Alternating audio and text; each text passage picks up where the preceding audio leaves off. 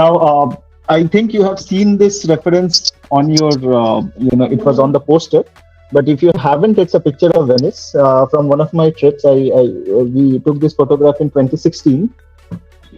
Um, you can see there are a few gondolas. There are three gondolas and the background of the Doge's Palace and the cathedral. So it's a slightly grayish type of painting. The overall hue of it is a cloudy. It was a cloudy day, and we'll try to capture the landscape of it, and we'll not stick with the colors as we start to paint. We'll play around a bit. So some things we have to respect. For example, the seats of the gondolas are either red or blue, so we can't change that a lot. But let's say for the background, for the thing, let's just try to reimagine the same landscape but with different colors. And I think if you have any doubts, please feel free to ask me. Now, see, one thing is there. Whenever we are painting a watercolor artwork, we don't want the pencil work to be too deep. Okay, so the pencil work is merely suggestive, and I'm making a few basic shapes. So, and with very faint strokes, okay? So the strokes are not deep. The reason for that is when you apply pencil with a lot of pressure, you are creating a furrow onto your paper and you're indenting the paper. So when you apply a watercolor wash, the colors just tend to sit on those areas wherever you have created that ditch onto the paper. So although some proponents are there who say that you can do it with as much pressure as you want, and then at the end of a painting, you can erase it. I feel that it is better to make a lighter sketch than to struggle with it at a later point of time.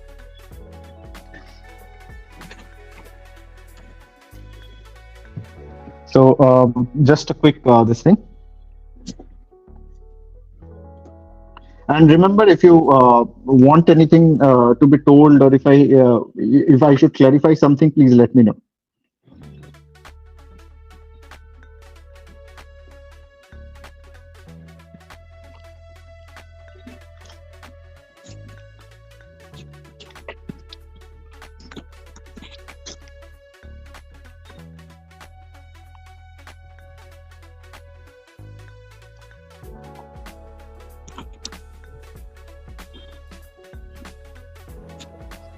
Soham, is there a possibility to change the camera angle a little bit? Because Is it leaning towards the side?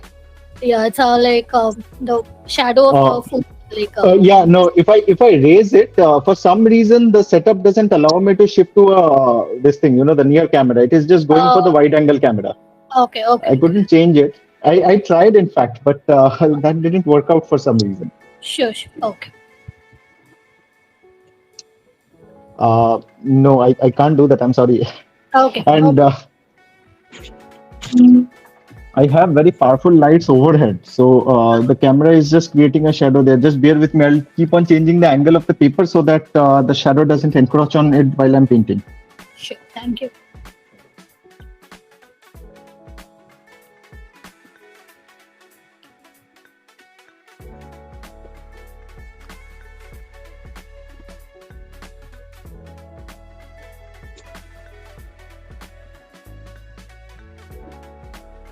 If you all have any questions, please don't hesitate. You can ask right away, then and there, and we can make this session quite fun and interactive.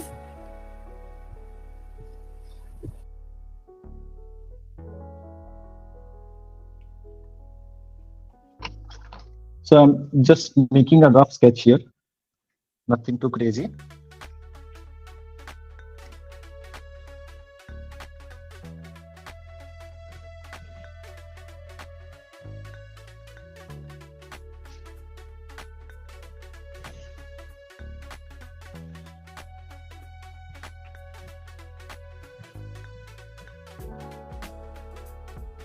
And with the light sketch, you also have the added advantage of using an eraser if you make a mistake, and you will not damage the paper as such. So always keep your sketch light and very suggestive.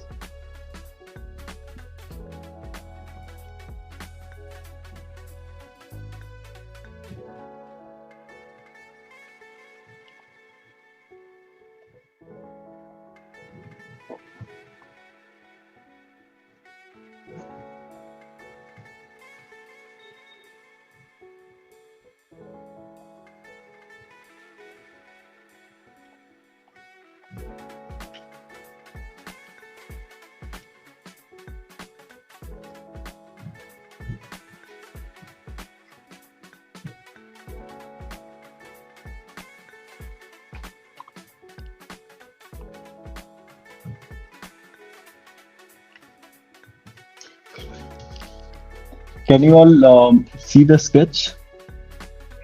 Is it visible? Or if it is not, then just wait a while. Once we start painting, it will become better.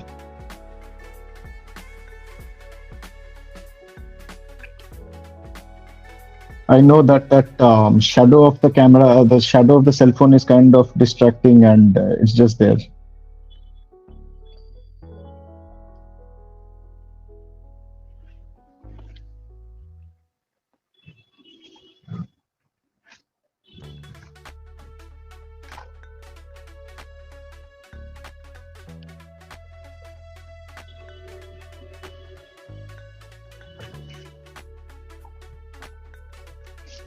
So watercolor is a very versatile medium, and you have a lot of ways in which you can do a watercolor. So an artwork can be very realistic, where you spend hours together, and there are people who might even finish in watercolor for days or even for months. For example, you can check an artist by the name of Thierry Duval. He's a master. He's from France, and his watercolor, he mostly paints pictures of Paris. So his artworks are so realistic, it will not even look like this thing. It will never look like a watercolor. It will look like a photograph. And then you have certain styles where you go for a very quick approach and you finish a watercolor quickly. So that is something which I like to do. Mine is a mix between both of them, and the reason why I prefer that is because there is that joy in spontaneous painting, where you just spend about 1 hour or 2 hours and you are done with a nice watercolor painting, and that's that. So I tend to work with my watercolors very quickly and just put in minimum amount of detail and finish it.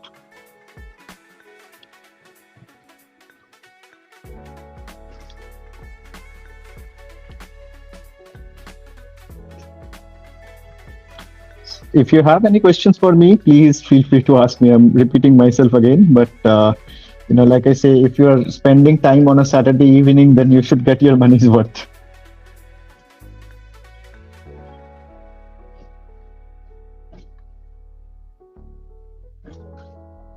Okay, there are some piers here, then there are some wooden stakes which are put into the water. That's all. With this, I think we are ready to start. Starting with the watercolor now, the watercolor proper for which we all are here. Now, if you would have seen the selection of brushes which I had asked you to go for, there were some small brushes and some medium or big brushes. So the only thing which was peculiar in that list was this thing. It is a flat brush.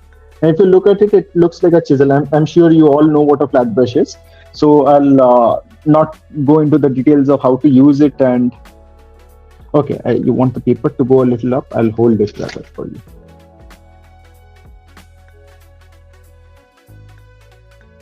Can you see it?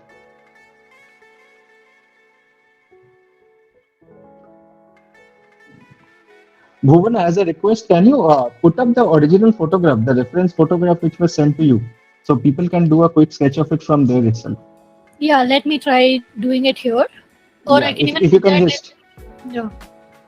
No, but if people are painting along with me, they'll want the sketch. So it is better if you can try and put it up here for some time. Sure, for I'll try 4 or 5 minutes.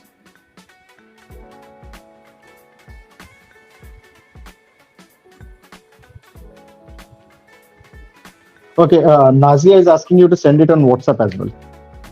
Yeah, sure. That even I can. I can do. Okay, fine. It's difficult to do so many things simultaneously. Yeah, I'll do that. You can Yeah. I'm still waiting for people to draw it in case they are, and I'll wait for next few minutes. It's 6:27 now. I'll wait till 6:35.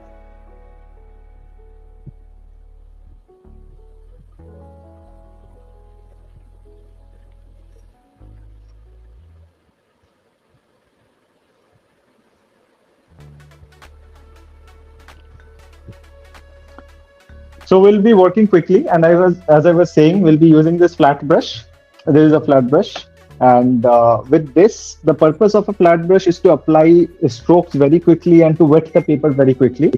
And it's a very useful tool. And with the chisel tip, now, like I said, if you look at it like this, you have a flat end, and if you twist it on its tail, then you have a pointed end here. It is almost like chisel. So you can do thin lines if you are changing the angulation, or you can get a broad stroke. So it's a very variable type of brush. So certain brush designs are there to optimize the type of strokes which you can do with a particular type of brush. And if you check the website of Thoovi, you will find very good brushes. If you, let's say, go for watercolor brushes, I will recommend silver brushes. Silver brushes are excellent in quality. They're made in Sri Lanka. It's a US based company, and some of you even might have it. But if you look at these brushes, yeah, by the way, the reference is up on the page, so please use it for the next 4 or 5 minutes and make a sketch out of it. I'll wait. So as I was saying, you have different brush shapes, and if you go for some finer shapes, it gives you that versatility. Otherwise, round brushes are the default brush shapes, and you can do a lot of work with round brushes. So combining round brushes and flat brushes, if you're a beginner, these two brushes are sufficient to get you through for your entire artistic journey. Some brushes, like I said, it's a matter of convenience, and some are just modifications of these two shapes. For example, this brush which I'm showing right now on the screen, it is called as a cat's tongue, and it looks like the shape of a cat's tongue. And if you notice, it's a combination of a round brush and a flat brush. Okay, so the tip is pointed. Instead of forming a chisel-like shape, if you look at it sideways, it just converges into a single point. But the body of it is pretty flat. It's a combination of flat and a point. Then we have dagger brushes. I'll show you why it is called a dagger. If you look at this brush, the point, it just comes to a fine point and very needle-like at the tip, right? So you can work very quickly with these type of brushes and change the angulation to create fine as well as thick strokes. And that's why you have certain utilities for these brushes. And all these things, it can be traced back to the French impressionistic revolutions, because before that, brushes didn't have these metal ferules. So this part of the brush which holds the bristles, this is called as a ferrule. And without a metal ferrule, it is very difficult to shape the brushes accordingly. So with this modern technology, and since over 100 years or so, we have had these excellent brushes, and a lot of modifications even keep on coming in now and then. And you just have to find your comfort space, but round brush and flat brush. So we'll start the painting by applying water onto the paper. Wait for another few minutes so that everyone is on the same page as I am. And please tell me in the comments when it is a good time to start.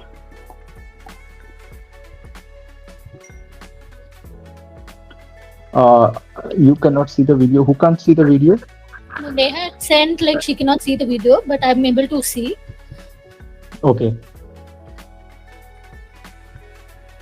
I can see the photograph you have put up on the screen. For now, that is the only thing which I can see. And I'm not doing anything. I'm waiting for people to make the sketch. And anyway, before you remove it, please take a screenshot of it at least. People, please take a screenshot of it so that you can use it as a reference later on. And it's on the WhatsApp group. Yeah, so whatever is convenient. Probably that's why your video is not visible. Or I'll put this as gallery.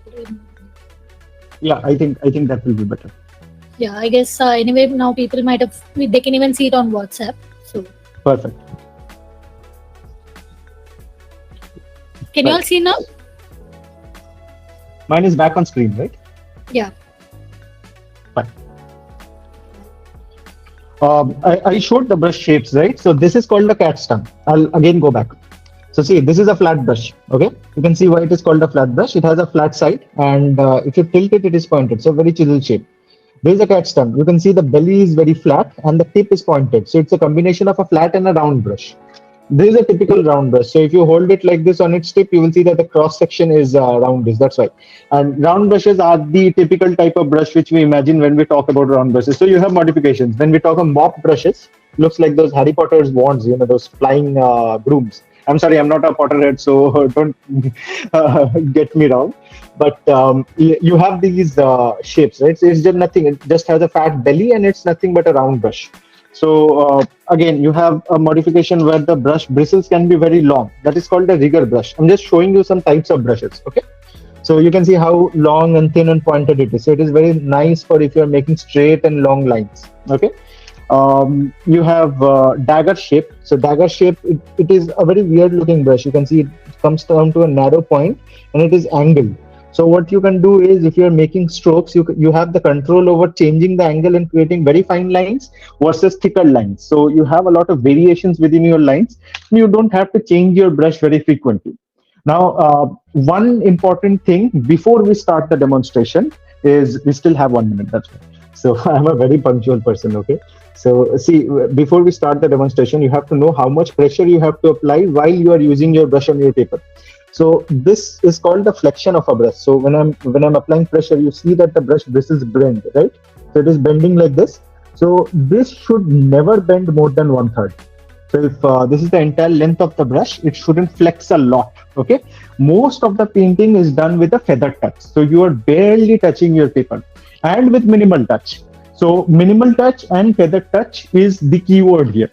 Now, what I mean by minimal touch is, let's say I'm applying a watercolor wash and I'm applying blue color with it. Now you will find that watercolor is kind of an alive medium. It just flows along with the water, and it's a wet and wet painting. So it will create some interesting patterns on the paper as it flows and mixes with the colors around it. Now, when that happens, you might find some minor imperfections. If you're a beginner, your tendency will be to correct those imperfections. So you will just go in and you will start doing certain changes to the paper, and you will start applying more and more strokes there. So please don't do that. If one stroke is enough, right now I'm just applying water on the paper. Okay, this is how I started. I never tape my paper. So there is a good reason for not taping it. I like the freedom which I get when I'm not taping it. We'll talk about it as I'm progressing with the demonstration. The first step is to make the paper wet. Soham, can you also explain what paper you've used here, because that's also quite important, right? Oh, right. So it was mentioned in the list of materials. I didn't talk about it. Now, the paper I'm using is a cold press paper. There are different types of paper. It's a cellulose paper. It's a high quality cellulose paper which I'm using. It's 320 GSM and a cold press paper. I'll explain what these words mean. And just for now, I'm applying water onto the paper evenly. And how I understand if the water is applied evenly is, I'm looking for the sheen on the paper. So once you apply, you will notice that the paper starts to shine with the overhead light which I have. Even in your case, you will see it will start reflecting the ambient light which you have in your room. And just look for uniform sheen. So a place shouldn't appear dull when the rest of it is wet. Now I'll just wait a few minutes so that the water kind of absorbs onto the paper, and the paper kind of stabilizes that water film. Now let's talk about the paper. Papers are traditionally made from cellulose. Even cotton is a type of cellulose fiber. So for paper manufacturers, they take some type of pulp. It could be harvested from grasses. It could be harvested from bamboo. It could be some timber sources where they take wood. And if you look at wood, it has different types of particles, different types of chains of polymers. Okay, so it has fibers, which are two types. So you have lignin fibers and you have cellulose fibers. So lignin is the glue which holds these fibers of cellulose together, and wood also has some brown color, right? So first process is to remove the lignin from it. So it is dissolved in an acid. Then the next process is, you have to remove that the whatever color is there. So you put it in bleach. Once you get some fibers, so it's mostly an acid like nitric acid and then some bleach. So once the bleaching is done and once the fibers are white, or sometimes even once you crush sugar canes, you get those bagasses, right? Or rather, you get the fibers from the sugar canes that can also be turned into papers. So if it's a non-timber source, it is better because it is environmentally friendly. Now this is a non-timber type of paper which I'm using. Now once paper is manufactured, they pass it. First of all, the pulp is taken. It is kind of aggregated with a binder, and it is passed through rollers to kind of flatten it and give it shape. So if the roller is hot, what happens is, just like when you iron your clothes, you remove all types of surface impurities, or let's say you create a smooth surface on your cloth, right? So ironing it removes wrinkles. Same process happens with hot press paper. So once you run it through a hot press, it becomes smooth. You don't want that for watercolor, because watercolor has to grip with the surface and then it has to go into the pores of the paper. So you want a paper which is porous, so a good quality cellulose or whatever type of paper you are using. And along with that, you want the paper to have certain surface irregularities.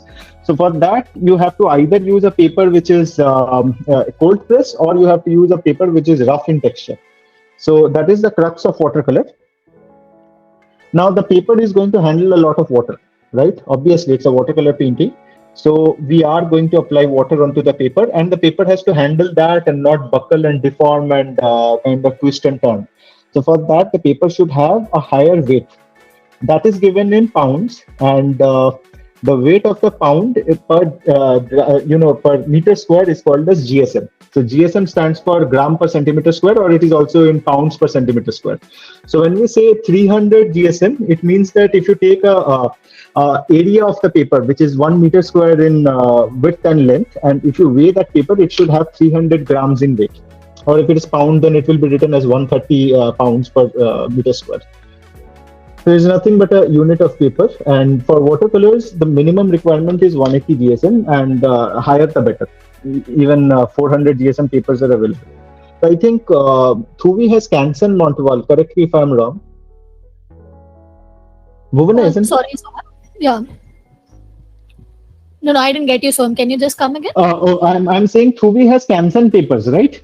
What other brands of papers do you have? We have Canson, we have Arches. Okay, Arches is also there. That is an excellent option. Yeah, and we do have like for budget friendly, we have like Canson, and we also have this Indian brand called Fairy Tale Arts. Okay. So they are handmade 320 GSM papers, which are quite ideal for watercolors. Okay. And we also have brands like Bahong, Strathmore. Okay, nice. Bahong is a Chinese brand. It is excellent, but they produce excellent rough papers as well. Rough papers, yes. Yeah, Arches paper is costly. It is the gold standard, in fact. So if you can afford Arches paper, it is very costly, by the way. So for my professional artworks, I do use Arches paper, but that costs about 11,000, 12,000. So extremely costly. Yes. So but other papers are also good, and you can go for that. Anupam is also there, right? Yeah, we have Anupam as well. Yeah, Anupam is again an Indian brand. And if you don't want to go for a branded paper and you're just looking for regular options, then you can even see Chitrapat. Yes. Chitrapat is Indian handmade paper, and it's locally manufactured in UP, if I'm not wrong, but very good quality paper, irrespective of where it is manufactured. Yeah, that's right. I've personally used Chitrapat, and I've liked them as well. Yeah. It gives that good rough texture. Yes. And like I said, it is very important for watercolor to grip onto the paper which you are painting on. So Chitrapat has that property. It kind of allows you to paint very freely on that. Yeah, right. So I've kind of opened this entire thing so that it can behave like a palette, and probably I'll use the finger ring which is presented at the back of it to hold it. Now you can see the color palette which I have right in front of me. I'll adjust it better. But the palette, I find it more comfortable when I'm holding the palette in my hand. And whatever layers I'm applying, they will also start to dry very slowly.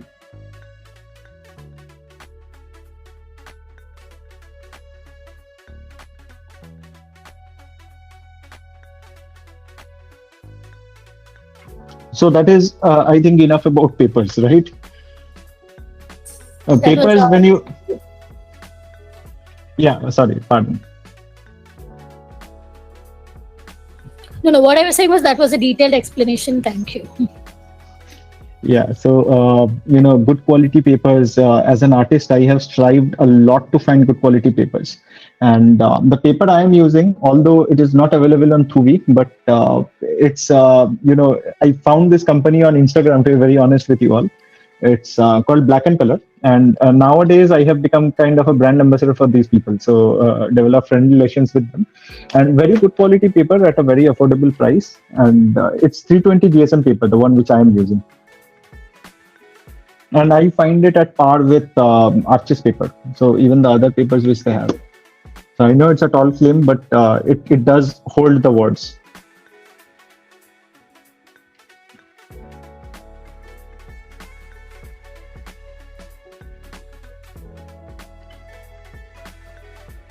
So at this point of time, I have just applied an entire wash for the paper. So sorry about the shadow which is happening here, but it is from my cell phone and nothing to do with the artwork as such. And you know what's weird about it is when I'm looking at it directly, I don't even see that shadow as dark as you people do on the screen.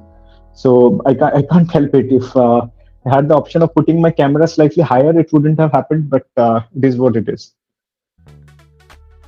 Just bear with me. We had any questions so far? None so far. Okay. Yeah, can you tell which colors also? Which blue? Which colors are? Okay, let me get the exact chart then.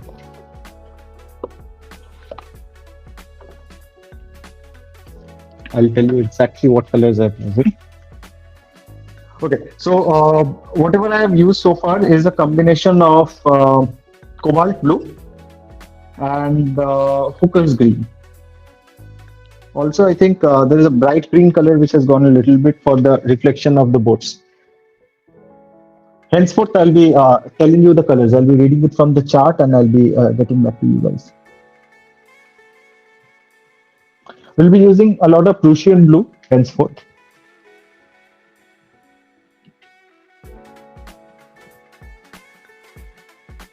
While it is drying, let's talk a little bit about a little trivia about colors and pigments and all. So most of these name of the colors, they are either like I said, earlier the pigments were kind of sourced from different places. So that's how most pigments got their name, or it was the person who discovered it, or a place where it was found or used. So if you look at Prussian blue, for example, Prussia was the old name of Germany. Okay. And back then, Prussian artists or German artists, they started using a lot of ultramarine. So you will find ultramarine under two different names. Just a story, okay? Nothing serious here, but I'm just telling you something. So ultramarine used to come from Afghanistan. It was mined in fields of there were mines of lapis lazuli and a very rare gemstone, and it was costlier than gold. So if some artists would be taking commissions for using that blue, they will not mix it with any color. It was so precious, and it was only used in exotic areas. For example, let's say making the robes of Mother Mary, or a particular place, let's say some fabric of Jesus Christ or something like that. And it will be that bright illuminated blue. It was so costly, like I said. And they had to grind this gemstone and paint it. Similarly, ruby red was there. A lot of these pigments, once industrial revolution came into being, people started, different chemists, they started experimenting. So you will find a lot of colors. For example, French ultramarine. So what happened is a French chemist found out a way to use cobalt and manufacture a cobalt grass, then grind it and produce this type of blue. So there is a particle pigment called as malt and cobalt blue. So these are synthetic pigments. French ultramarine is much cheaper than Prussian blue. But different pigments, they might have the same composition or just a different salt of that. So most of the time, cobalt will give you these blues, cadmium will give you yellows, oranges, reds. Green will be some copper or sometimes arsenic, antimony, tin. So depends on what is available and what is non-toxic. Because when a company claims that it is non-toxic, and there are different standardizations, by the way. So a lot of things goes into manufacturing paints, but paints have become much more affordable now. And you will find even pigments like quinacridone violet, quinacridone purple. These pigments, they do cost more. So you have, like I was saying initially, to begin my, let's call it a lecture itself. It's a lecture. When I was talking about it, I kind of mentioned that we have different grades of watercolors. Initially, in the first 5 or 10 minutes, I talked about it. So those grades are what matters. So the higher the grade, let's say a series 4 paint will cost you much more than what you will pay for buying a series 2 paint or a series 1 paint. But in a set like that, you don't have to worry. And you can see right now, I've just taken a little bit of yellow ochre and I'm going to spread it. So the color is slightly concentrated. But remember, one thing with watercolors is once it dries up, it will dry 1 or 2 shades lighter. Okay, so there is already a thin layer of blue which was applied from that ultramarine layer which I had applied initially. Now that I'm just pulling it on top of it, it will start desaturating the blue and give me a nice ochre yellow tinge to it. There are not many details on the background per se, but whatever is there, we'll just try to do a little bit of justice. And the colors are very dull in the reference image. Like I said, it was a cloudy day when we took this photograph. But as and when we are painting, we'll try to liven it up a little bit. Nothing too crazy, but we'll do our part.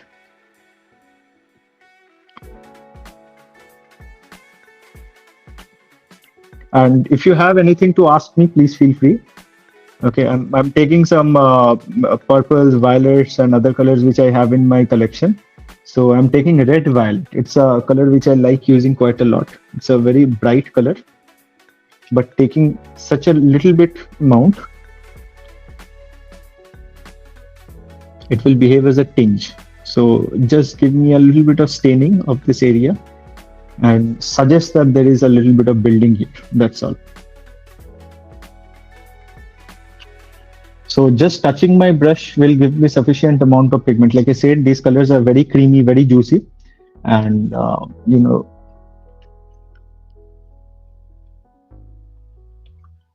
now for some brown.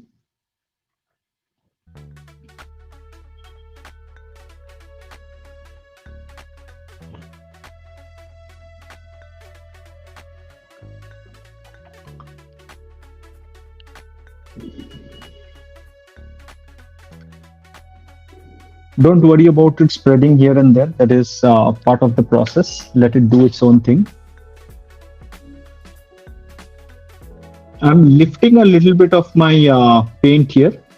The reason is that it has to be a different color. So lifting it will help me get there. How do you lift it is a very interesting question. So it's called a thirsty brush method. Or if you have a tissue paper, you can simply dab your tissue paper there and it will absorb the water. Or what you can do is you can simply put your brush in water and absorb some color, some water onto your brush, just clear water. Now just squeeze the excess water out of your brush and a little bit of water will be left onto your bristles, between the space of your brush bristles. Once you touch it onto your paper, the capillary action will suck out all the pigments which are there in that area and you will be left with a clean mark. So sometimes what happens is if you are a beginner and you are too aggressive with your tissue paper dabbing, you will end up damaging the grains of the paper. Brush doesn't do that. So I prefer doing it that way. But in the list of materials, I had mentioned that you can use a tissue paper for it. And it's a very effective way too. Okay, just that it is so effective that you might even damage the paper. And don't scrub, okay? Never scrub a wet paper because while your paper is wet, it is very delicate. And it will start to dry out. It is winter season, so drying out will be slow in most parts of the country. And that is good for us for now, because we'll be able to apply some basic colors while the colors are drying out.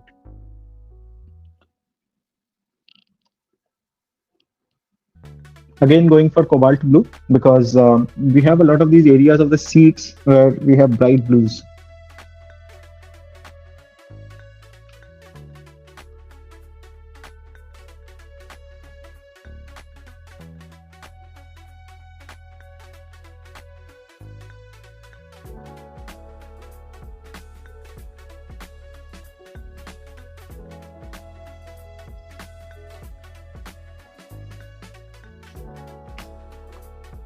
Don't bother too much if it is flowing out of the bounds of wherever you have applied water. That is part of the process.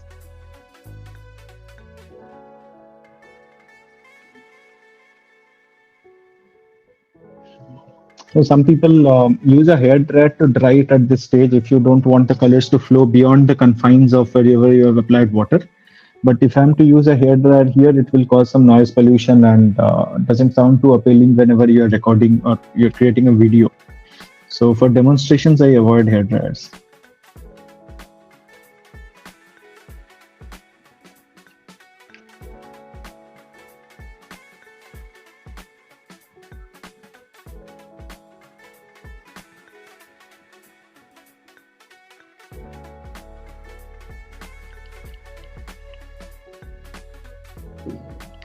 So the entire painting, the most important element is the boats. I mean, these gondolas. That's why I'm going to focus most of it here. And watercolors, they have that faded appearance where when you look at a watercolor painting, the distant areas, they might have very bare minimum amount of detail. So you don't have to crack your head about doing everything which you see on a reference. Simplification of reference is as important as making a finished product, because once you start looking at a painting like that, it's called as value grouping. We'll talk about it. We'll learn what it is. So simplification is, it takes a little bit of practice. So you have to train your mind to see things like that, where you kind of break down a complex structure into simple shapes, basic simple shapes, okay, nothing too complex. just whatever you are seeing can be broken into, like let's say you have entire columnars here, you have roof structures, overlapping this, that, a lot of things are here. But if you just carefully look at it, you will find that this is more like a, a pentagon shape is there sitting on a rectangle. So simple shapes is what we are trying to create here. And the colors will still flow because the paper hasn't dried yet. I'm just testing out the paper and applying a little bit of brown accents here and there, a little bit of Hooker's green here and there, that's all.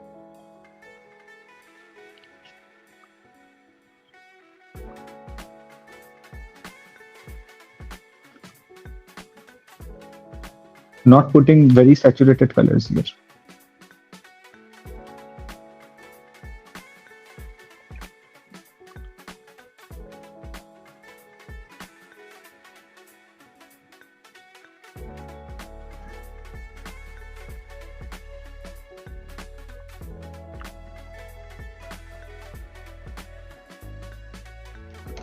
Now we can shift to a smaller brush.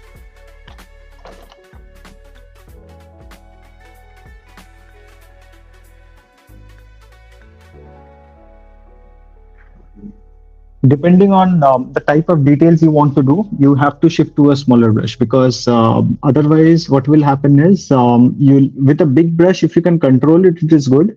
But it's all about convenience with watercolors. And when you are painting a very quick artwork, for example, this one is going to be quick, or I so plan it to be quick. So it is always better to shift to a brush which is small for details, because the large areas at least have filled in the colors. If someone looks at it now, it kind of looks like a child made it, but at this point of time, you have to know that every painting goes through different stages, okay?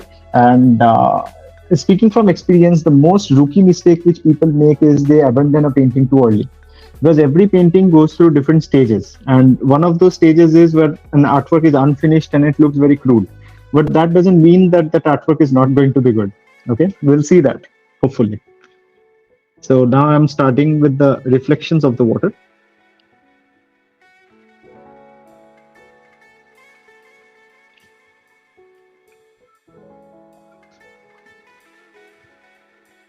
Gondolas are very shallow boats because these are run on canals.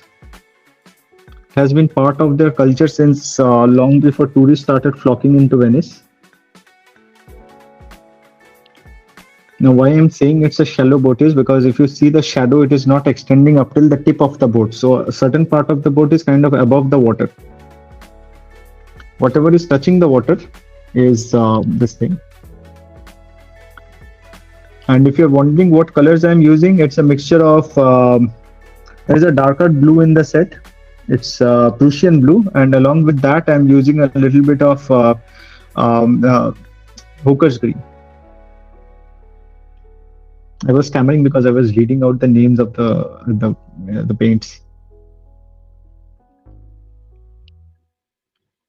And it's a small brush, so it allows me to have greater control over the details.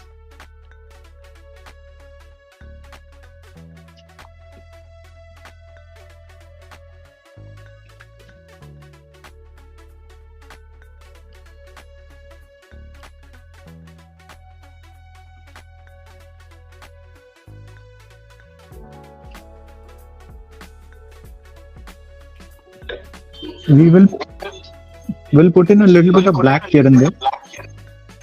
We'll come to that stage. Just like white, we don't start a painting with black. White, I told you, you have to avoid it as much as possible.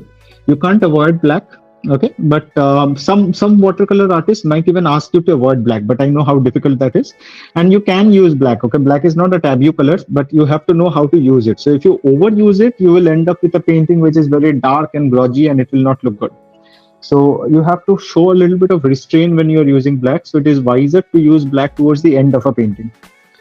With experience, you can use black earlier as well, but it's more difficult to control. So we'll hold on and build in some darkness with these other colors. And whenever we talk of light and dark, it is kind of crucial that we understand how value scale works, okay? So every color you see, even if I show you this palette, just have a look at this palette, okay? Now, you will see that there are some colors which are almost appearing black, right? Like this one is looking very dark, this one is looking dark, this is probably dark, and you just by looking at it, you will probably not even know that it is a royal blue color which we have here or whatever it is. This one you will not be able to tell simply by looking at the palette what color that is. That's why probably I got that question earlier where someone asked me to explain the colors. Now, the thing is, there are some colors which appear light as well. Like you can look at the yellow, and it is probably the lightest color of the bunch. You have this blue, which looks pretty light, right? The cadmium blue. Now you have a green, bright green. So there is that degree of light and dark naturally present within the colors which you are using. So also there is one more thing, that is saturation. All these colors are very well saturated and it's a very well balanced palette. So I'll talk a little bit about color theory as I'm painting these dark areas. Okay, I think it will form a nice part of our discussion, and it will help you in some ways if you remember this aspect. So what we talk of is what we refer to when we are talking about light and dark is we are talking about the value scale here. So every color, let's say every thing which you are doing, if you turn this painting and let's say you have these filters in your phone, right? You can turn an artwork black and white. So if I were to take this artwork and turn it black and white, you will end up with different degrees of, you will end up with different degrees of grayscale. So some areas will appear light, some areas will appear dark. So although you will not have any colors there, so there will be different shades of gray which will occupy the entire painting. So that is why it is called as a grayscale. Okay, so you have the lightest light area which is absolutely white or whitish in color, and you have some dark areas where you have a lot of blackish colors or very dark grays, right? So similarly, when you are painting, if you remove the colors, let's say in your mind, when I'm painting green, what if I were to use purple color here? What if, I mean, no one is stopping me, right? There's no hard and fast rule that I can't use purple. So what would happen is I can do that. That is what I'm trying to say. You can do that. And all you need to understand is you have to use a corresponding type of gray or purple or whatever color you're using, which is as dark or light as the green you are supposed to use. So if your value is correct, that is called as value. Okay.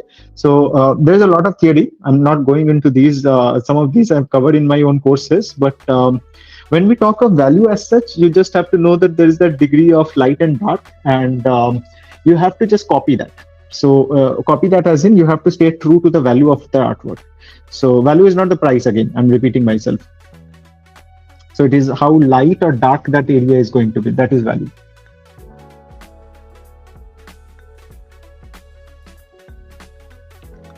I'll demonstrate what I mean. Now I'm taking violet. Okay. There is no violet in the reference image.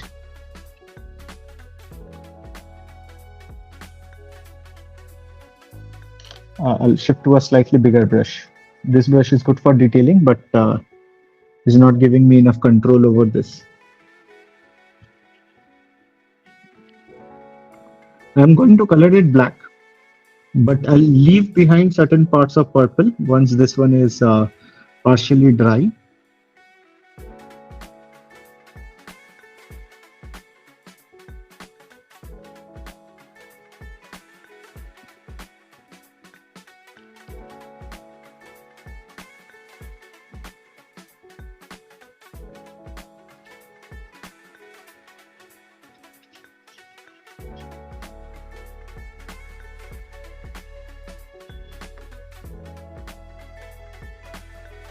Are you all with me, or have I left you all far behind?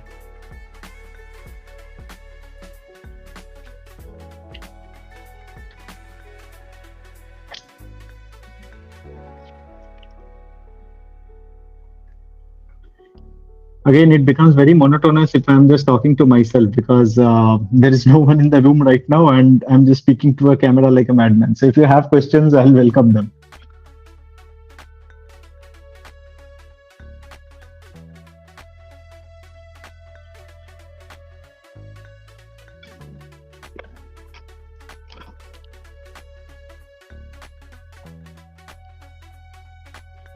See, at this stage, you can actually tell what I'm trying to paint. This is nowhere done. Okay, this is just barely getting done. I mean, just barely getting started. But although at this stage you have not done much, you can still predict what is going to happen from here.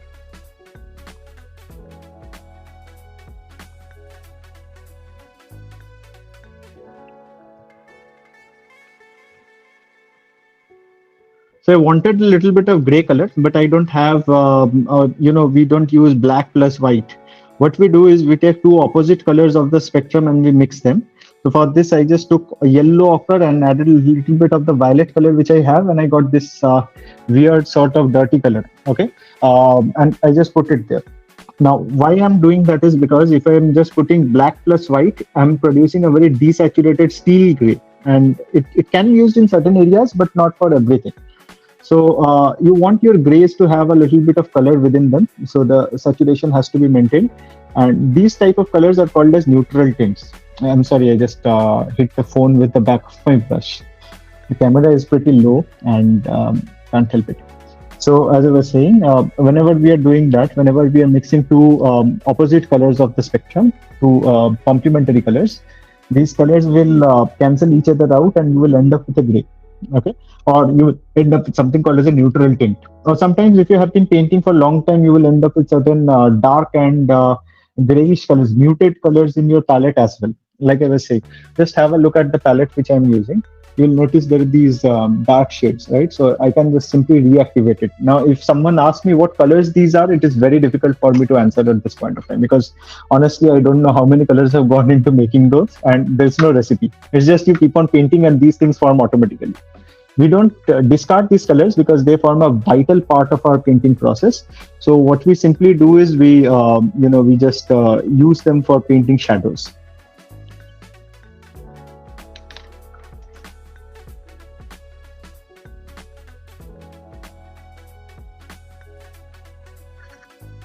And shadows are dark, so we are not using black at all, at least at this stage. We will come to using black.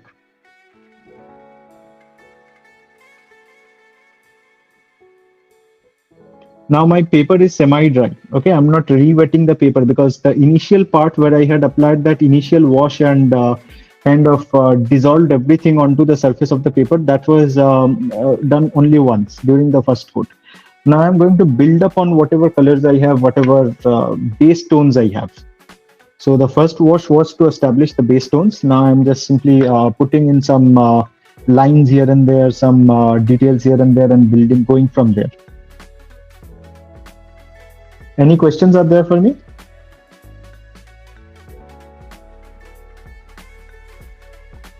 Am I there? Am I still on the line? Yeah. Yeah, Sasi has asked like what color is the reflection darker one looks, and also for the body of the body. Have you added purple? Yeah, I have just added purple.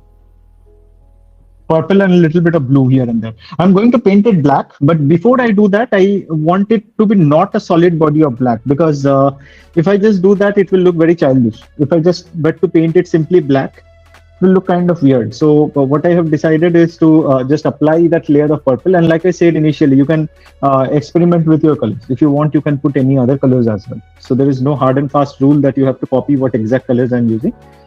The point here is that you have to use color which is having a corresponding light or dark, like the picture. So if you see a dark area in your reference, it has to be a dark color of your choosing. That's all. If specifically asked, I have used a combination of Hooker's green with a little bit of the blue which is there, the dark blue which is there, and you can even use a little bit of umber here and there. When I began this talk, I talked of how umber is derived from earthen pigments, red oxide pigments. So you have burnt umber, you have raw umber. This one, it looks like raw umber to me. Raw umber is the color of, the clay which you get from Ganges and all. So it's that yellowish type of, it's a slightly cooler variety of brown. Now, if you were to mix or if you were to burn that umber, if you were to burn that pigment, it has the slightly reddish tinge. It becomes more like a terracotta sort of color. Not as red as terracotta pigment, but you get that slightly reddish hue. It's a very nice desaturated red and a granulating watercolor. So raw umber is used, burnt umber, all these colors, they are very commonly used. Back in the day, raw umber and burnt umber, all the earthen pigments, they were sourced from different places, depending on different soil colors found throughout the world. So you will find colors like, if you look at the names of colors classically, you will find names like Indian red. So Indian red was so called because it was found in India. It was from some place in India. Venetian red has a very interesting story. So Venetian red was so called because these Venice was a port, right? And all over the world, people kind of sourced it through these ports. So people thought that Venetian red was manufactured there in Venice, but it is not the case.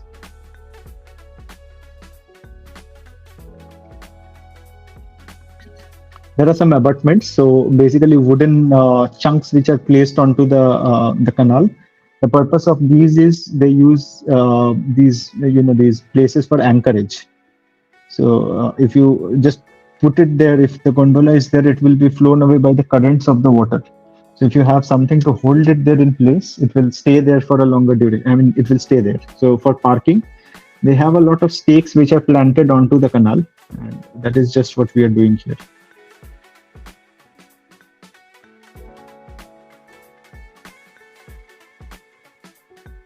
Some interesting shapes.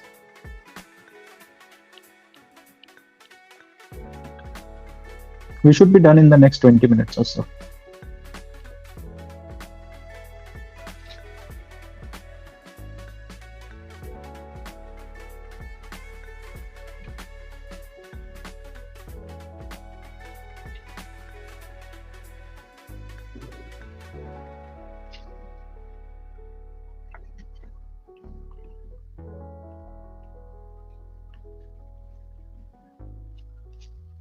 Sorry. If you notice the watercolor paper for the sky, you will notice that the colors have started to separate a little bit. So that is what is called as granulation. I don't know how well you can appreciate it. If I bring it up close, the paper is still delicate, it is still wet. But that's why I had applied so much of water to begin with. I wanted the colors to granulate, and I like the blues which are present. That cadmium blue which is there, cadmium blue, the cobalt blue, it shows beautiful granulation.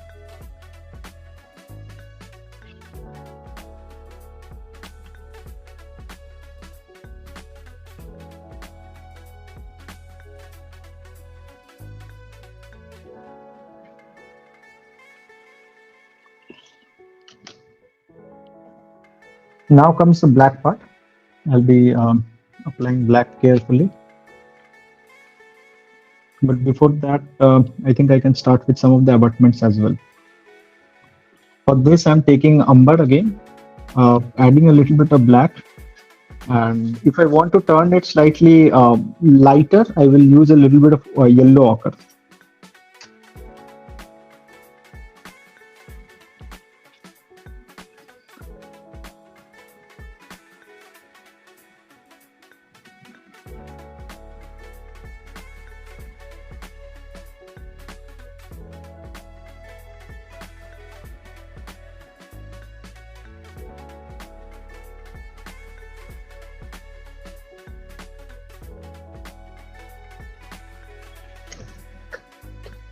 I'm just tilting the paper a little bit so that you can see what I'm doing, and also it will give me a little bit more control because some parts are wet. So you can either wait for the entire thing to dry up and then go ahead, or if you're a little bit impatient like me, you can even start with what we are doing.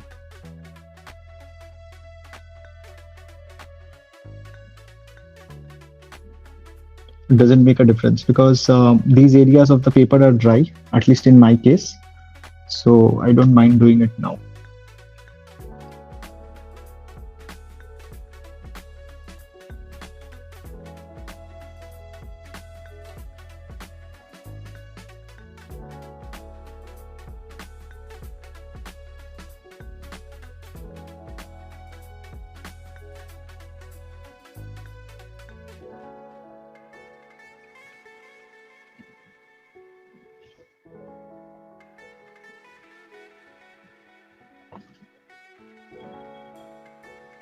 Also, whenever you're using black, it is always wise to add a little bit of tinge of some other color to your black. So you offshoot the darkness of the black, as well as you create a little bit of saturation within your color.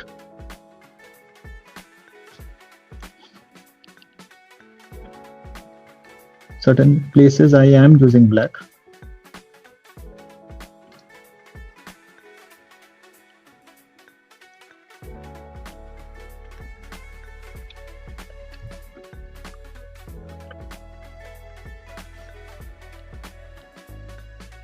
So these areas, there are certain places where the paper might be still slightly wet. So I'm not controlling it. I'm letting the colors flow, and that will give me edges which are slightly diffused out. These are called as lost and found edges, and that is the typical appearance of a watercolor. So if you are doing a good watercolor, that is what we look for. We want it to happen. Okay, and these are all happy accidents, like Bob Ross would say. So you don't control it; it just happens.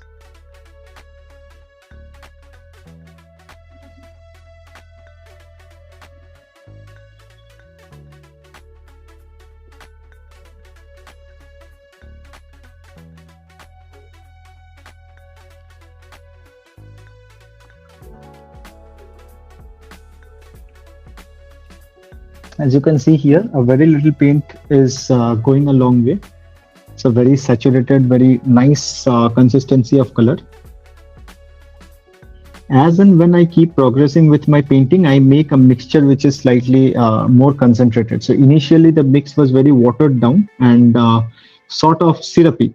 Now what I'm using is almost a honey-like consistency. So with good quality cakes, you can control that, but this is more evident when you are using watercolor from tubes, because in tubes you have a consistency which is already semi-solid, a pasty consistency, right? So you can control the amount of water better. So if you're a beginner, then a tube is better option, and if you have good quality cakes, you may use it. For a very long time, when we were artists, when we started our art journey, we didn't have many Indian brands which were making watercolors. At least it was not available in India. So whatever was there, and I'm talking about pre-Amazon area, pre-Amazon era. So you wouldn't get it from outside as well, and whatever companies or whatever art stores had it, they would charge a premium for that amount. It used to be very costly, and it was an asset. Like if you get it, it will cost you about 25,000-30,000. Even now we have paints which are very costly, but with advent of a lot of new players in the market, Thoovi being one of them and currently one of my favorites, the scenario has changed to quite a degree, I would say. So we have very good watercolors nowadays, and if you want to learn watercolors, it is the right time to do so. Thank Because you of yeah, you're welcome. I mean, I should be the one thanking you, and I think you all deserve that. And I know you are an artist as well, and you had the thought of bringing in something like this to the market. So we should be the ones who are thankful to you. Thank you. Means a lot. Thank you.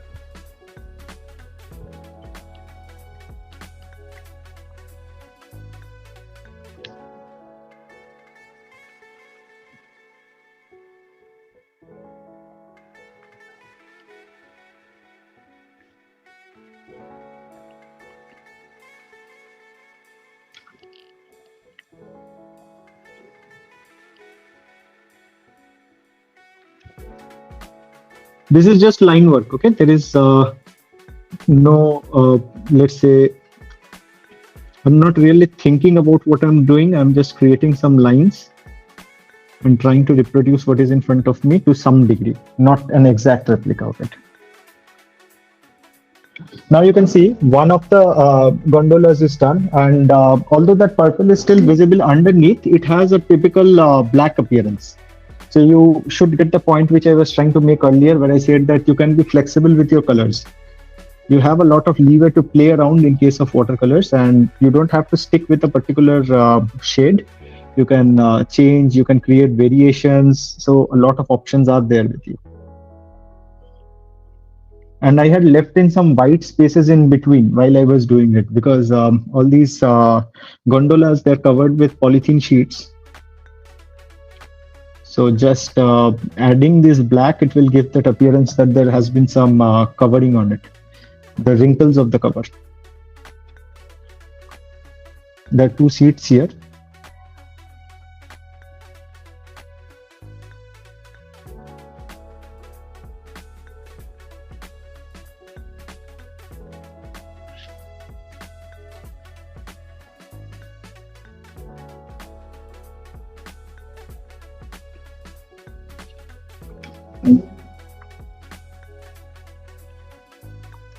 One down, two more to go.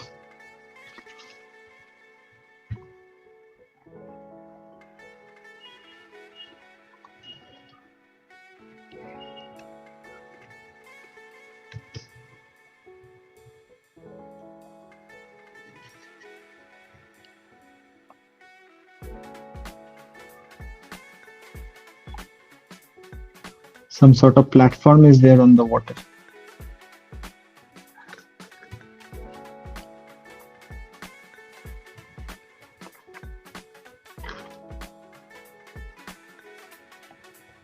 So a lot of details can be communicated with the paints itself. You don't need to sketch everything. That's why I said that your sketch should be minimal. And see, the target is to make a painting, right? And if it would have been a pencil sketch, I mean, if it would have been something for graphite or for charcoal or something, I would have made a very detailed pencil sketch. But with watercolors, you want to be loose, at least for the style of watercolors, which I am doing right now for you all. You want to have that free hand, a little bit of mistakes here and there and things. You should be kind enough to forgive yourself, because at the end of the day, every watercolor painting is unique. Now, if I were to do the same demonstration again, using the same reference, the result will be 180-degree different. It will look like a very different painting. And that's because of the choices you are making at the moment. You are doing a lot of things which, because of the wetness of the paper is drying very differently. So you have n number of factors which will affect the final product. And I mean, by product, I mean the final outcome of your painting. And if you are free, if you are enjoying the process, that is more important than anything. So yeah, you have to be kind with yourself. Make mistakes, it doesn't matter. You will spoil 10 paintings. But like I said, most of the time when people give up, they give up too early. It might not even be a spoiled painting. It is just that, it is not exactly matching the references, and people don't know what to do about it. So they just give up at that stage. Which, with sufficient experience, you will learn that it is not the right thing to do. You will learn that it is never a good idea to give up on a painting.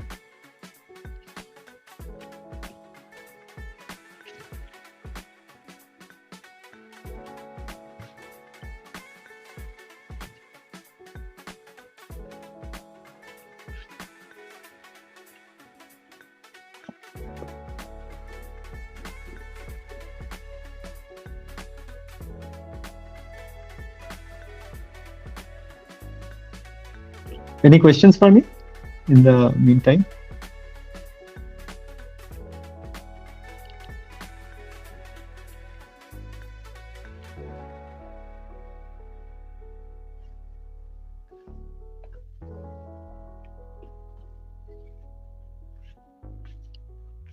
So a very whimsical medium if you know how to use it, and the end results are normally good. I'm saying normally because if this turns out bad, you will be like, "Aap kya bole and kya ho raha hai," right? So yeah, normally the results are good.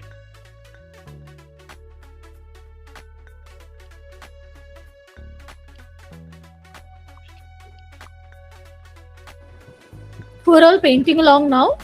You can all raise a hand using the icon. Cool. So many people are painting along. That's nice. Oh, excellent. So no one asked me any questions, yeah? Yeah. So you are giving so much information. People don't have any. No, I like to give information because I feel that the information I am giving doesn't only apply to this painting. They can carry it forward. And since it's a recorded session, session, right? So if it is made available to people, then more people should be able to learn from this. Exactly. Yeah. It's like a masterclass you're giving now. Thank you. Anyway, now see, I'm taking a little bit of the hooker's green, which was there in the water, and I'm adding that to the underside of the boat. There was a tinge of purple already. Now again, green and violet, purple, these colors, they kind of hate each other. Although they are kind of cool colors, they're similar, but they're not very similar. Okay. So what is happening now is I'm creating variations within the black shadow areas. This is important. The body is black in color, but you will still have some areas which will have the reflections of the boat showing up and other details. So I'm not matching each and every pixel which I'm seeing on the photograph. This is, what I'm trying to do is I'm creating an illusion of details, and that's a term which I use again and again in my talks whenever I'm making an artwork or a demonstration. What I mean by illusion of details is that it looks like a very detailed painting, right? But you saw how much time it took us to get here. Not a lot, to be very honest with you guys. So, whenever we do something like that, just give me a second. My doggy came all of a sudden to my room and started sniffing around. Anyway, if we, I have a golden retriever, and he's usually a very kind cub. It doesn't disturb, doesn't cause any annoyances for me. He just came to my room, and I have a lot of things lying around on the bed, some documents and all. So he just sat on those. Okay. I guess you were away for a long time, so he came in search of you. Yeah, he was just sitting at another part of our house, and he decided to pay a visit and saw all those things lying up on the bed. Decided to climb up on it. So I just put him down and sent him off. Anyway, I was wondering, like, he's so quiet, he wouldn't even bark and wouldn't even disturb me. So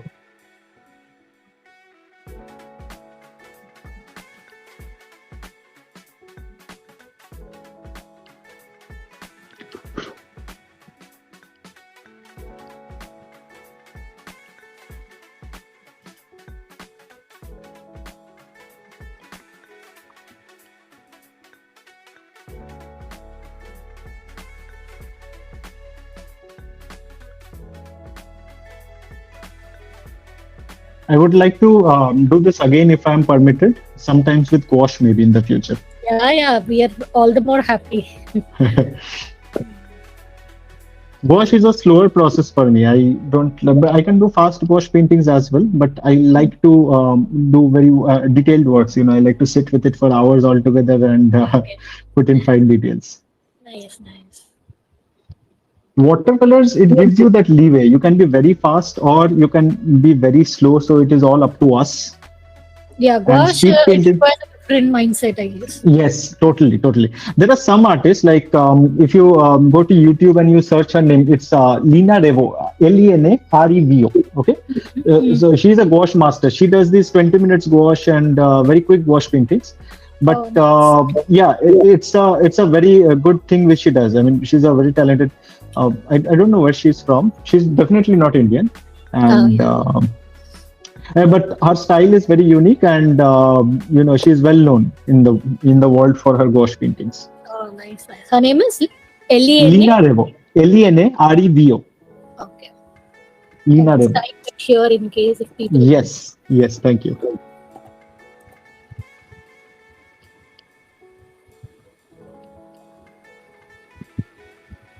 Even I have my own inspirations, and these people they have inspired me to do certain things.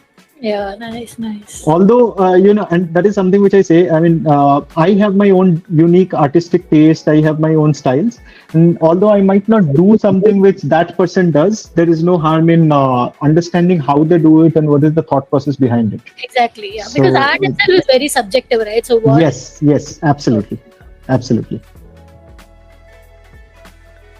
And it shapes you in a way. Sometimes when I'm doing something some way, and then I see another artist do something another way, and it could be a similar reference, or it could be something which it can be very transformative as an experience. true, that's true. Yeah.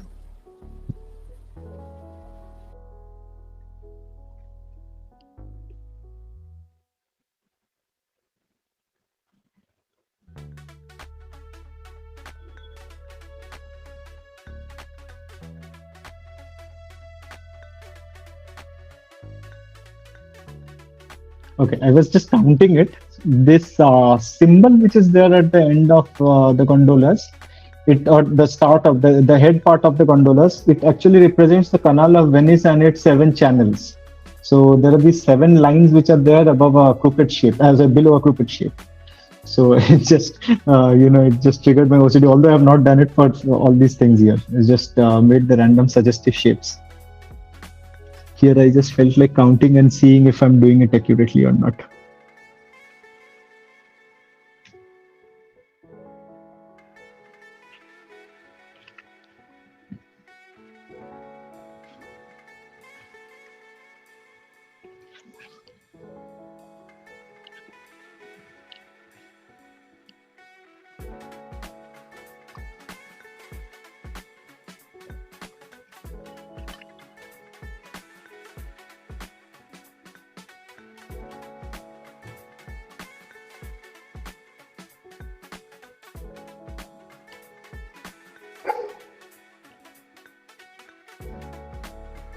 So my dog just barked.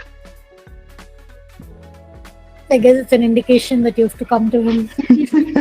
Yes, it is. But I'll not allow him in my room for some more time. After that, he can have all the attention span he deserves.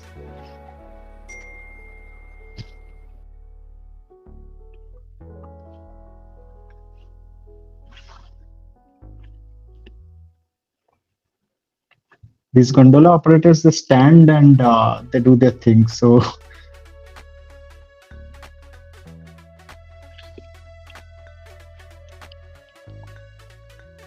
usually it's very crowded. If you visit Venice, then the way it shows in pictures and stuff like that, it is very different in real because there are so many tourists flocking there. The canals are crowded. But who cares? It's just a painting.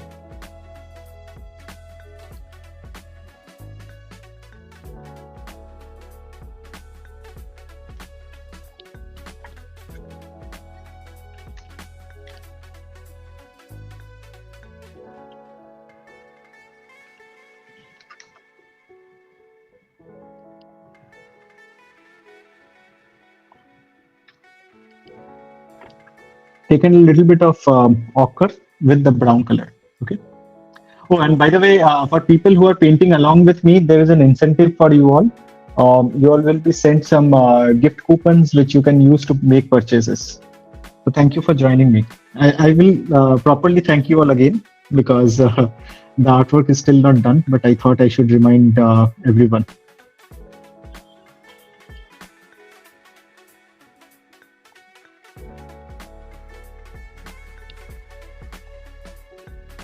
And like in the beginning, I said, whatever, the time you are devoting belongs to you. So it is up to you to ask me questions and your doubts.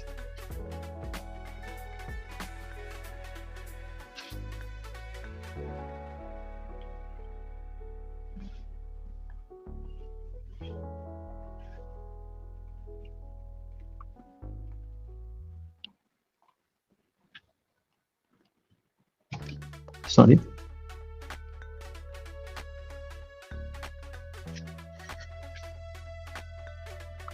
See, these are just random strokes and lines, okay? I'm not calculating them, but I know roughly where I have made some marks for these lines to come. Just kind of following it. Dropping down some curved and straight lines. That's all.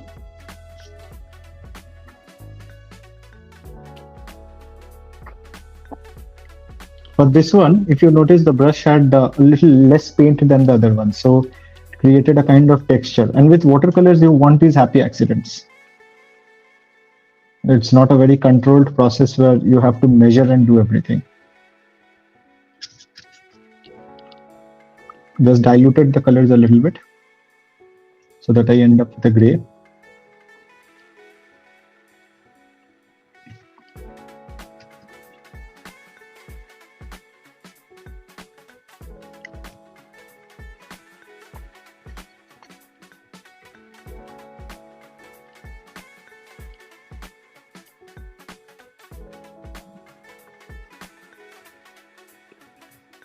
So initially I said I won't be using white and I don't think I would be needing it,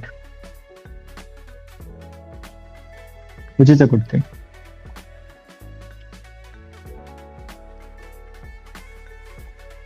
If at all, you can always use a white gel pen. You have, I use this one if I need it, not always. It's Sakura Jelly Rolls number 10. Why I prefer this one is Sakura has, it's a Japanese company, so obviously you can trust their quality with this. And with this number 10, it is available in, I think, 0.5, 0.8 mm and 10. So 5 and 8 are too small for my use because watercolor paper, whenever you're using cold press paper, it is slightly textured, it's not smooth. So you want the lines to be properly visible, and for that I find if this has a little bit of texture, it is better. So this is my choice, my go-to this thing. Other than that, you can also use this one. It's a Posca marker, again a Japanese company. So the Posca marker is a acrylic white gel pen, or rather white marker. and it's again a very good product. But try to avoid it. If use it as a last resort, where in case where you don't know what to do, or you have left out some highlights which will actually help you accentuate your artworks. Soham, there's one question from an anonymous person. Okay, thank you. I'm at a point in the painting, not as close to as finishing as Sir is, where it looks a bit refined, and I'm not sure how to proceed with the painting. I would like to see. Like to see. Yeah, then I'll just take off the spotlight for a minute. Sure. Yeah.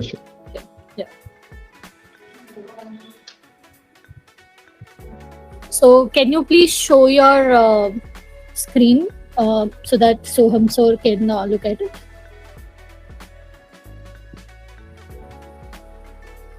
I'll put this on spotlight. Sure.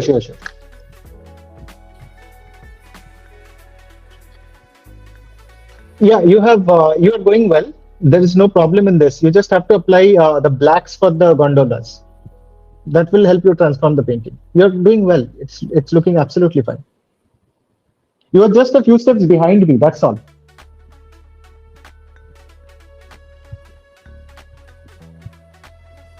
People are really quick. They've caught up with your. Yeah, they have. In fact, watercolors, it's a very spontaneous medium, right? So if you're not quick, then your painting will look slightly different than mine. But that again is acceptable. Right. I mean, my purpose was to show you my techniques and how I do my thing. But at the end of the day, the painting you are making is your painting, and I would like to see what you do. So you can definitely tag me on Instagram when you are sharing it, and I'll love to give you my critique. My Instagram ID for people who don't know is Dr.Soham Mitra Arts. I regularly post there. At least, I try to be regular because I have a very busy work schedule. So at least once a week, I try to make a post. And I often, in my caption, I include a lot of information. Some of the information which you have just seen how rich my sessions are. So the information is also kind of carried forward by the post which I do. So if you read my posts later on as well, you will find a lot of useful nuggets of wisdom which will help you with your painting journey. So do give me a follow there, and definitely I love that. I love to interact with you all, and tell me a hi so I can tell me where we met, and rather where we had the first interaction, because I also conduct classes, and if if any of you would like to be joining my classes, you can always hit me on DM. And Soham, there's one more person, Neha, was asking, will we be able to share on the group too? Yes, absolutely. Yeah. The photograph, the finished artwork, right? Yeah. So if in case you want to suggest anything, you will be able to do that. Yes. I will do that. Thank you. But do tag me and Thoovi, because we would love to see what you are creating. Yeah.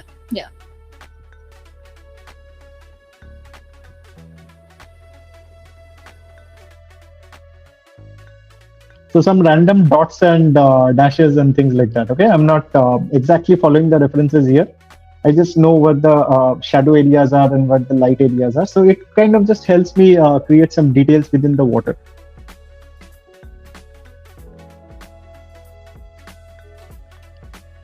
If I want, I can finish it at any moment. I can finish it at any point of time. But since some of you are, at different stages, I decided to just slow it down, and instead of just sitting idle and talking, I decided to add a few dark tones here and there.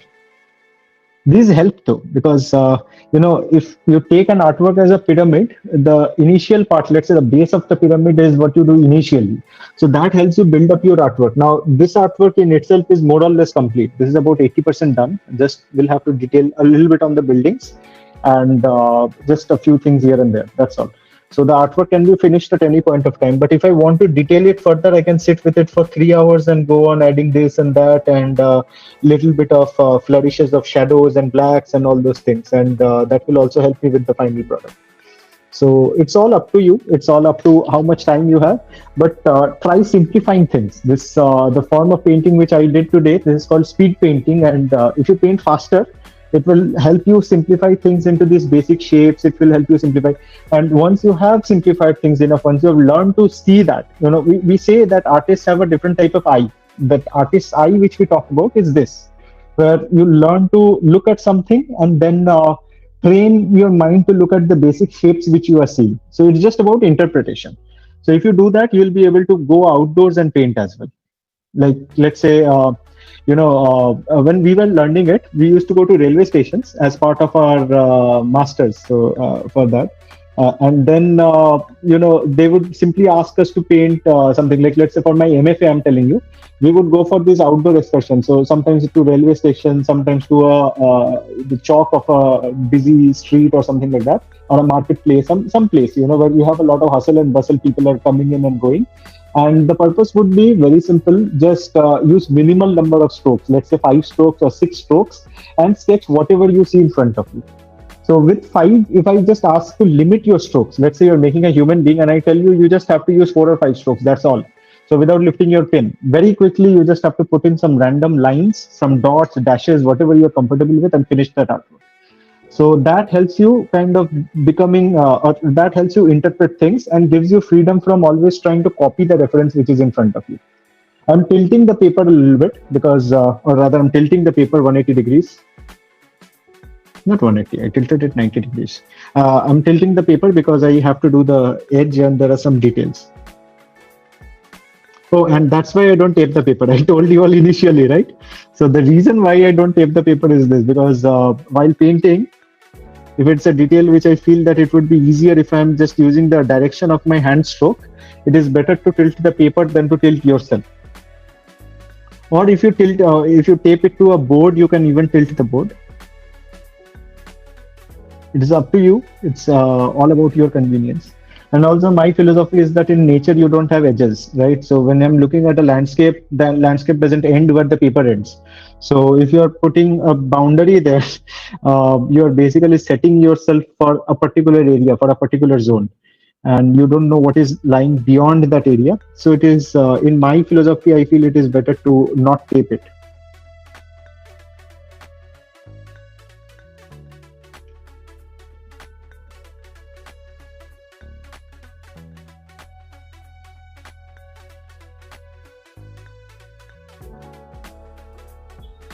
Very simple thing here, just sketching with my brush itself.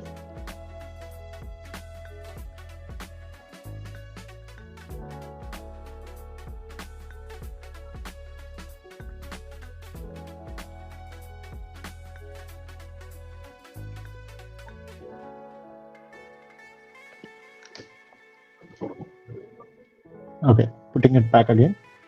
Just a small detail, but kind of helps with bringing it forward slightly. You all can keep painting. I'll start with highlighting the building structures a little bit more. Starting off with that a little bit of red violet color because the roof is slightly orangish. So I'll make a dark unsaturated orange. The orange color which is present on the palette is very bright, as you can see. Even the red is very saturated. So I have to desaturate a color, meaning I have to make the color less bright. So I can add black, that will help me desaturate. But I can also add a complementary color to it. So in my case, I'll add a little bit of blue. That is what is actually happening with the reference, because atmosphere is normally gray or grayish or foggy in color. Normally speaking, the cloudy atmosphere which we are trying to depict here. So since it's a grayish color and you have intervening blue, if you look at a tile very close, the roof tiles which are used in these buildings, it is a bright orange color. Okay. Now you have bright orange and you are seeing it through layers and layers of gray. It's like wearing a sunglass and looking at something. So the sunglass will impart a tint to it, right? So the atmosphere is doing the same job. It is kind of making your colors dull. So in my case, I'm just going to make the orange color which is in my palette dull by adding a little bit of blue to it, tiny amount of blue. Okay, so that is called as tinting a color. So tinting is used to either desaturate or to change the value of the color, or it can even be used to modify the color into something else.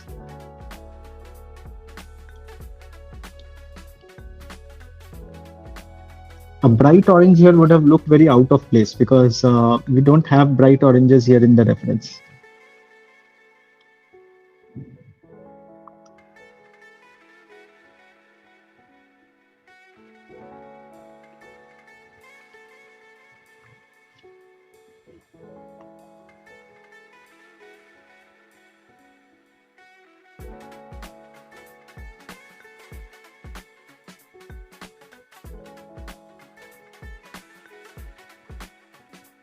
Now, no one asked me this question, but I think I should be telling you all. You can desaturate a color. You can't increase the saturation of a color because it just depends on the quality of the pigments, and that's why it is very important to invest on watercolors which are good. Because, like I said, you can make a color dull, but you can't make a color bright. The manufacturer can do that.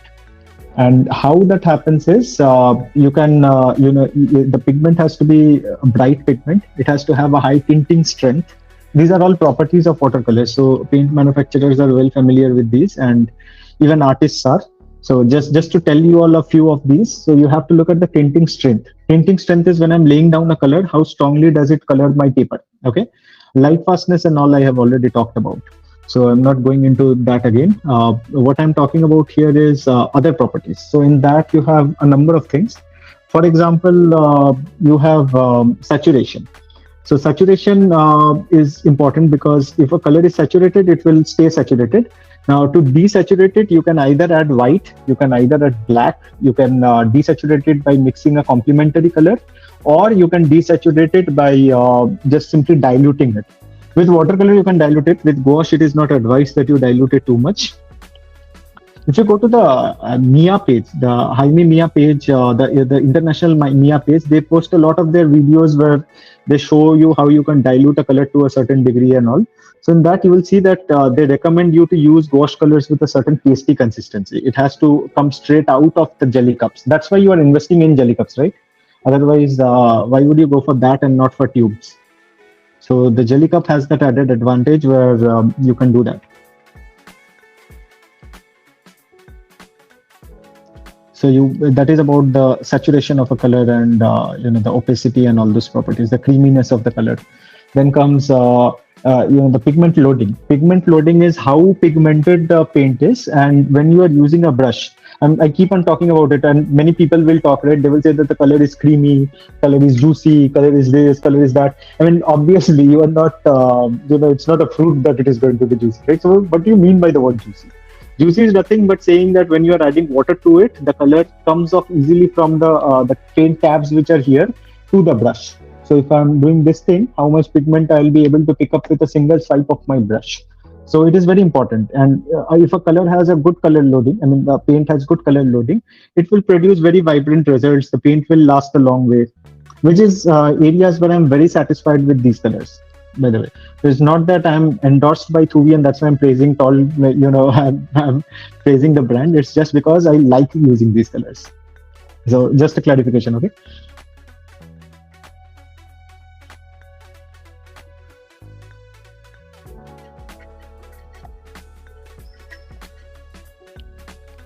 I will take more red orange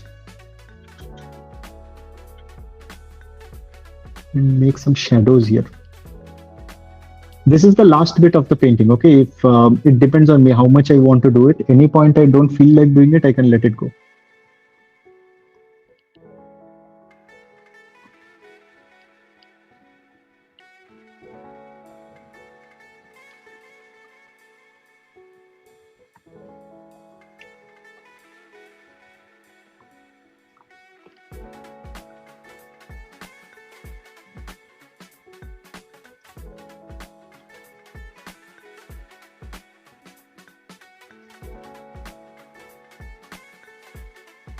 We had initially lifted a little bit of color for these domes because these domes have the dome part is made with copper. Over time, the copper is oxidized. So for that, I'm going to use a bright green color. Nice viridian hue.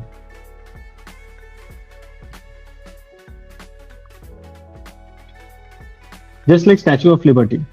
Statue of Liberty is also copper, so it looks bluish green because the copper is oxidized, and that oxidized layer stays attached with the copper surface, so it's tightly adherent.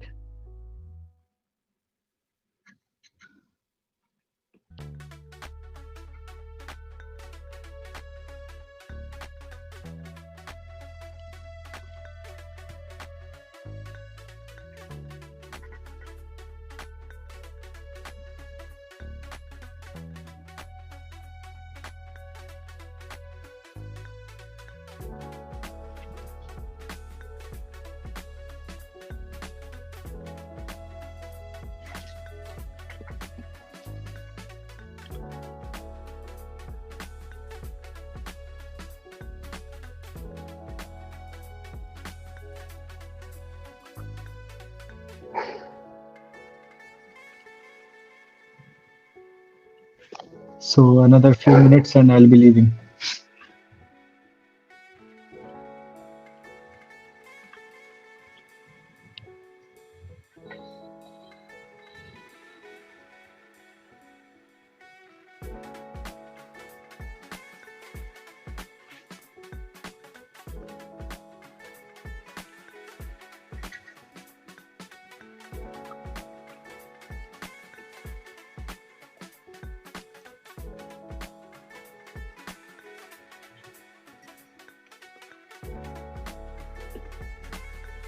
In the distance, you can see some parts of the port city.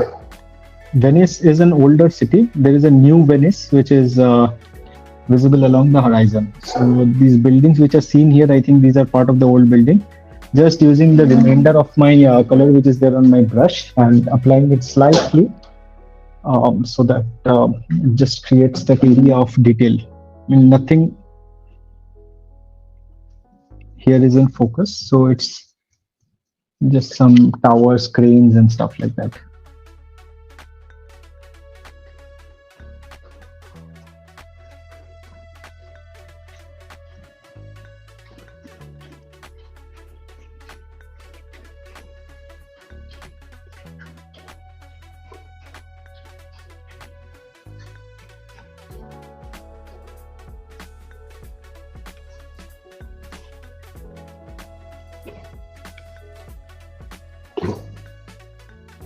Sit down.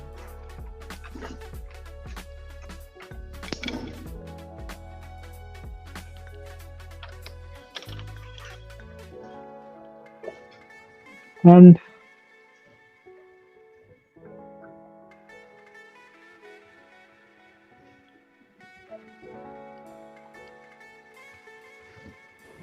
We're almost going to be at the end of we are at the end of the session. So if you all have any questions, you can ask him now.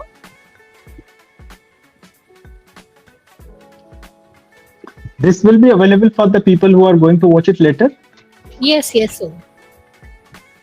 We'll probably be uploading it on our YouTube channel. I'll have to ask my team to edit, and then we'll be posting it on our YouTube. Yeah, that will be better.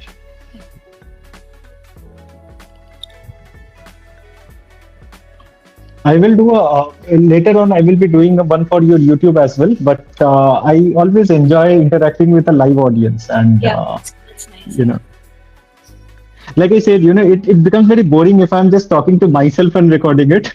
And sometimes it might even happen that I will go on and then realize that the video wasn't even on. So to my embarrassment. But all jokes and things apart, I will be doing that later. Thank you so much. Yeah. So how many of you will enjoy the session? Please raise your hand. I guess I really enjoyed. It was a very different perspective that I got from the session. Yeah. Thank you. So yeah, I guess since there's a recording, many might have left in between and thought they'll catch up later on. Yeah. Well, possibly. So this is the artwork now. If you all want, you all can take a screenshot. Yeah. Cool. I'll be clicking a photograph. Yeah, thank you so much. I'll be clicking a photograph and I'll be posting it on the WhatsApp group and be sending it to you as well, so that you'll be needing it for generating thumbnail and stuff. Yeah, so you can also post it on your Instagram page and I'll be doing that. I'll be doing that. I'll the content that needs to be posted because it has a people can recreate, right? And when someone right. So I'll be doing that. Yeah, people like Neha, Sasireka and all have said the session is wonderful. Thank you so much. Thank you. So any last moment questions? Anything you would like me to tell before we end it? Any sort of advice, last moment? Or if you all can show your artwork, I'll just take a quick screenshot. Oh yeah, that would be nice. whatever stage you are on, you may show your artworks, and I Yeah. would definitely like to take a look. That's nice. Abhipsha, that's pretty good. It's come out well. Oh, nice. Anyone else showing up? How to show? You can just turn on the camera, the video, and then you can make it like the rear camera.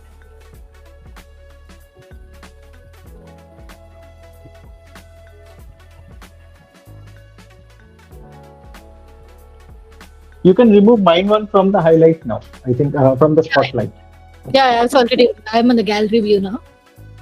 Okay.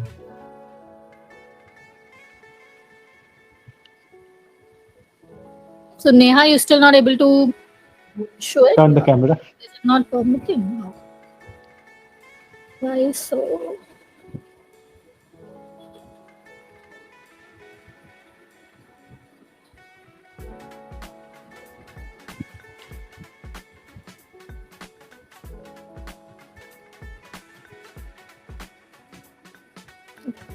Because Nazia's is also very nice. Beautiful.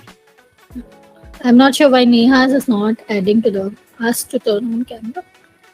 Can you see that logo, the video camera logo which is present? You just have to click on that and it will show your screen. Yeah, but for some reason it shows like it's disabled for her. Okay. That's okay, Neha. We can have it On the group, on the WhatsApp group. I'll just take a quick screenshot. So thank you so much, Dr. Soham, for taking your time out and Thank you so much.